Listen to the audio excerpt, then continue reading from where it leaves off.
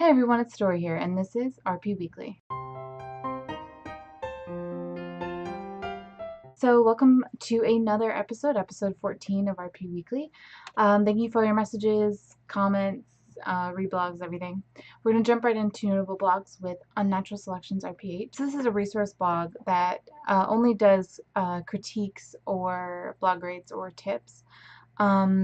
So it's limited on what they do, but they have plenty of other resources that you can browse through as well.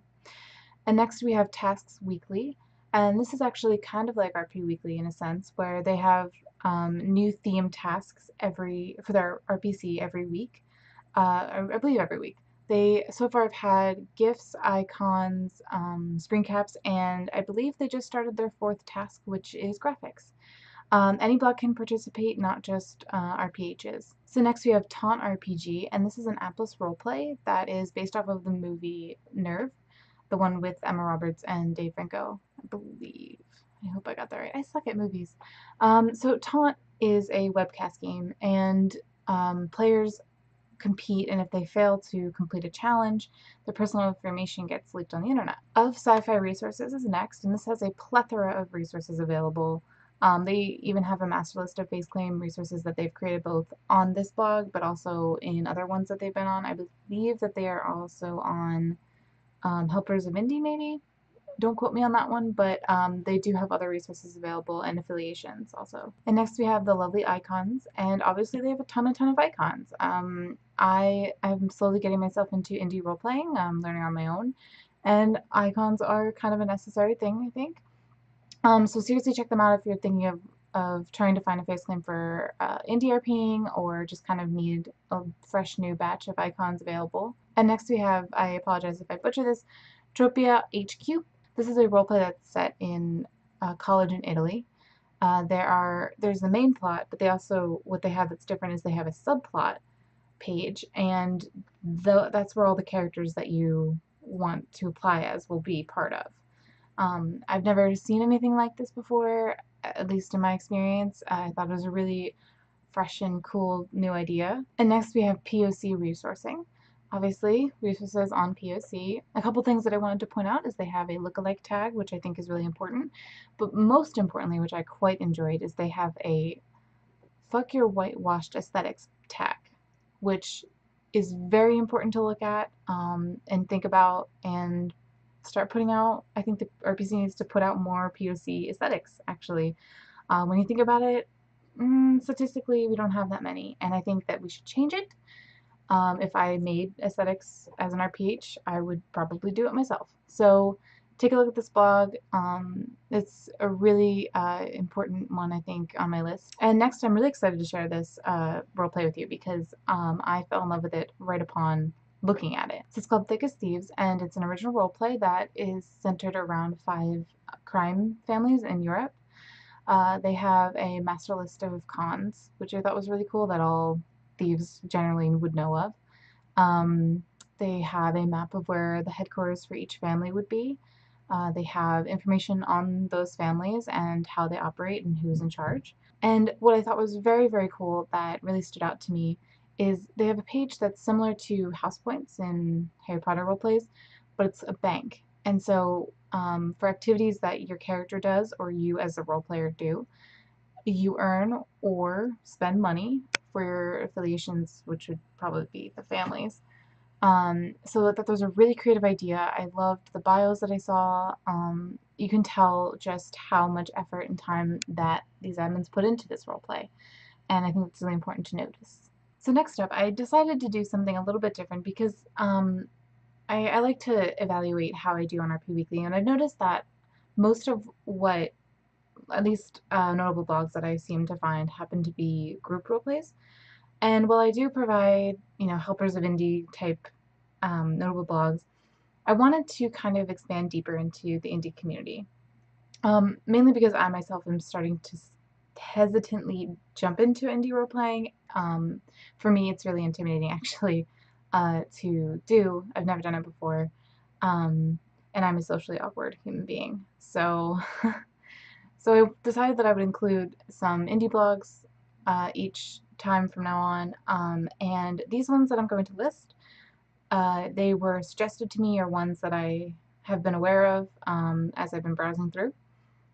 And so our first one is Infamous Harley Quinn. Obviously, Harley Quinn is the character. They are multiverse and cross-fandom friendly. And next I have Peace Maiden, and this is a Wonder Woman roleplay. They are multiverse, actually. And next I have Of Joyisms. They are actually original characters, multi-muse. They have a ton. Speaking of multi-muse, I'm going to next to Alluring Obsessions. They actually have so many. They're usually canon characters. Their fandoms are organized, actually. They are slightly selective. And finally, for notable blogs, I have Goddamn Deadpool. And they have what I thought was really awesome. Obviously, it's a Deadpool one. They have so many face claims available in different ages and different verses, which I thought was really awesome to see, and there was a lot of variety, I thought, in the thinking process and the decision making of the person who plays them. They are also open to everyone. They are actually not selective at all, so take a look at any of the blogs. As always, the descriptions are listed below. We're going to move on to RP Trends, which this week, first up, I have alternates to pair samples. Meaning, instead of submitting a pair sample, I've witnessed, I mean, not witnessed, but I've seen people are asking for mock blogs. So it's, I don't know, I think it's semi-alpha, I think it would be considered, because you are putting a little bit more effort in besides just the standard application.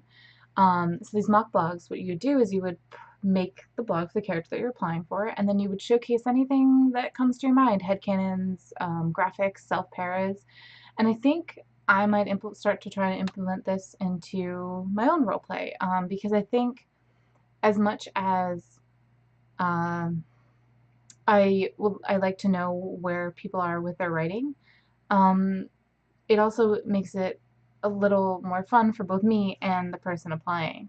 And I think it's a little less daunting if you have the option of doing a mock blog instead of having to sit there and think of like 3-paragraph thing to write. And it kind of really does push both. It pushes the applicant to kind of figure out the characterization that they want or see in this character, and it helps the admin see what they see. So I really think it's a cool, awesome idea. I don't know if anyone else has seen any of this, but if you have, maybe let me know, because I'd really love to see more blogs and see how they do it, because it'd be really cool to see implemented. And secondly, we have positivity blogs are popping up everywhere, and I love it.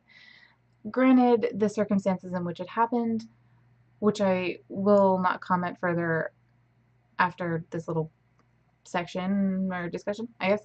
But after RP Positivity closed down, I noticed at least 4 other positivity blogs popped up, and I thought that was a very good thing to happen for the RPC. We need the positivity, which is why at RP Weekly I don't really want to talk about, you know, the drama or naming names and all this other stuff, because that's not who I am, and that's not what RP Weekly is supposed to be. It's supposed to be showcasing and positive, even though sometimes I do go on rants, but it's with love. And so next, for our favorite faces, I have Janelle Parrish from Pretty Little Liars, and I have Anna Akana. I hope I pronounced that right. If not, I apologize. She is a YouTuber, actress, and filmmaker. She is of Japanese, Hawaiian, and Filipino ethnicities. So as always, please leave a like, comment, subscribe, share, blog, all that fun stuff. Feel free to follow us at albecobentoproductions.tumblr.com. We have a Facebook page. We have a Twitter that recently I may have gone on a bit of a rant about the cursed child. So as always, I didn't forget the goodie bag, which is all listed below. We have a ton of stuff. Some notable things: there is a basic role player's master list, which is just, even if you're not a new role player, it's kind of, I think it's a good idea to go back and kind of look at the basic stuff and see if you can come up with fresh new ideas or find some resources that you didn't think of before. Next is a self-care master list, which is very, very important. And I think it's good to have in your back pocket with the upcoming back to school. Especially, there is Suicide Squad screen caps, There's a Black Love inspirations icon, or inspiration icons. Um, what else? Oh, there's a map making master list, I believe.